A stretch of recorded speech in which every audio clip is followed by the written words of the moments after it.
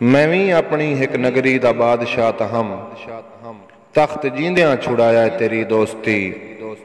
हुक्म बंदियां ते करदा मैं हाकिम रहा, हुक्म हरदा मनाया तेरी दोस्ती। मैं बख्तां दी पीगां जुटैंदा रहा, सुख सारा वंजाया तेरी दोस्ती। अपने सोहने महलां नूं कंड कर बैठा, ऐदे पखियां च बहाया तेरी दोस्ती। मैं फुल्लां दी सेजां ते सौंदा रहा, मैनू भोए ते समाया तेरी दोस्ती। कंडा राह ते पिया मैनू पुजदा भी ना, कंडियां ते टुराया तेरी दोस्ती। मैं अपने बुहे ताई महदूद हा, बुआ बुआ फिराया तेरी दोस्ती।